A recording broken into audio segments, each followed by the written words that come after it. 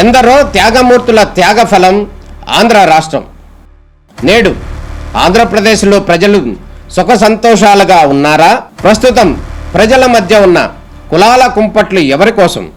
Chandrayaan rocket యుగంలో కూడా వర్ణ విభేదాలు దేనికి సంకేతాలు? రాజకీయ పార్టీల నేతలు ఏం చెప్తున్నారు?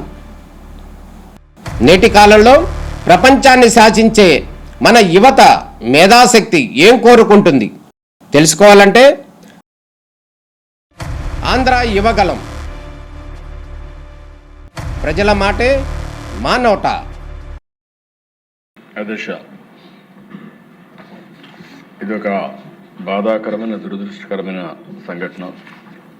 వాంతులు, కడుపు నొప్పి, మూత్రం నిలిచిపోవడం, డయాలసిస్ సమస్యతో పేషెంట్లు వచ్చారు. వీళ్ళందరూ కూడా లాలా చెరువు ప్రాంతంలోని చౌడేశ్వర్ నగర్, స్వరూప్ నగర్కి చెందినవారు. క్లినికల్ పరీక్షల్లో రక్తంలో యూరియా మరియు సీరం కెరియాటిన్ స్థాయిలు పెరిగినట్లు గమనించారు.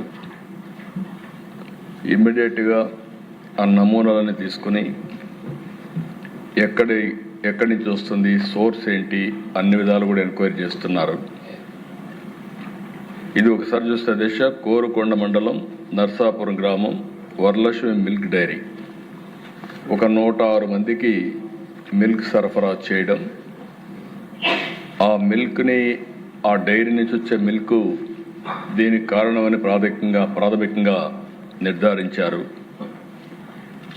దీనివల్ల దేశ ఇప్పటికే 4 చనిపోయారు, 8 మంది హాస్పిటల్లో ఉన్నారు, ఇంకా 2 వెంటిలేటర్ పైన ఉన్నారు. ఇవన్నీ కూడా ఎప్పటికప్పుడు మానిటర్ చేస్తూ వీళ్ళు కూడా చనిపోయిన వాళ్ళని చూస్తే 3 అయితే 70 years అబవ్ ఉన్నారు. కృష్ణవేణి 74, రాధాకృష్ణమూర్తి 76, శేషగిరిరావు 72, రమణి మాత్రం 58. 2 మహిళలు, 2 పురుషులు ఉన్నారు. అయితే దిశ ఇవన్నీ చూసిన తర్వాత మొత్తం నమూనాలను కూడా తీసుకొని డిఫరెంట్ ల్యాబ్స్కి టెస్టింగ్ పంపించారు. ఎవరైతే దీనికి ప్రధాన కారణమైనటువంటి వ్యక్తి పోలీస్ డిపార్ట్మెంట్ కస్టడీలో కూడా తీసుకున్నారు. ఇన్వెస్టిగేషన్ ముమ్మరంగా జరుగుతూ ఉంది. ఈ నమూనాలు కూడా state food laboratory Hyderabad, state food laboratory Visakhapatnam, Vimta labs హైదరాబాద్కి నమూనాలు పంపించారు.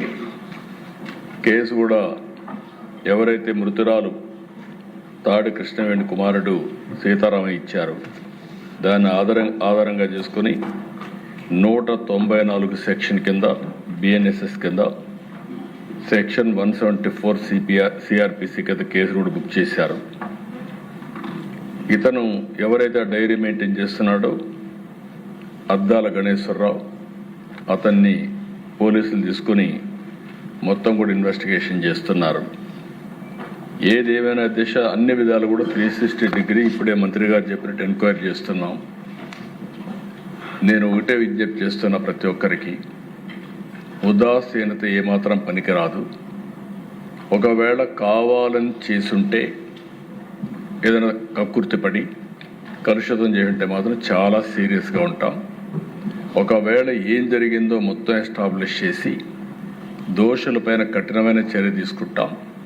మళ్ళా ఒకసారి విజ్ఞప్తి చేస్తున్న, రాష్ట్రంలో ఉండే ప్రతి ఒక్కరు కూడా కల్తీ చేయడం కానీ, అడల్ట్రేషన్ రావడం కానీ, ప్రజలకు ఇబ్బంది కలిగే విధంగా ఎవ్వరు ప్రవర్తించినా ఈ ప్రభుత్వం ఉదాసీనంగా ఉండదు, చాలా కఠినంగా ఉంటాం. ఆ విషయం గుర్తుపెట్టుకోవాల్సిందిగా మరొక్కసారి హెచ్చరిస్తూ, ఎవరైతే చనిపోయారో ప్రాథమికంగా 4 చనిపోయారు. ఆ 4కి ఒక 10 లక్షల రూపాయల చొప్పున ఆర్థిక సహాయం చేస్తూ, అదే సమయంలో ఎవరైతే హాస్పిటల్లో ఉన్నారో వాళ్ళని పూర్తిగా రికవర్ అయ్యే వరకు వారికి ఎంత డబ్బులైనా ఖర్చు అయినా ఆ డబ్బులు కూడా ఖర్చు పెట్టి వారికి పూర్తిగా సహకరిస్తామని చెప్పి మరొకసారి తెలియజేసుకుంటూ, చనిపోయిన కుటుంబాల పట్ల నా ప్రగాఢ సానుభూతి తెలియజేసుకుంటూ, ఆ చనిపోయిన వాళ్ళకి ఆత్మశాంతి కలిగాలి భగవంతుని ప్రార్థిస్తూ సెలవు తీసుకున్నాను. అధ్యక్ష.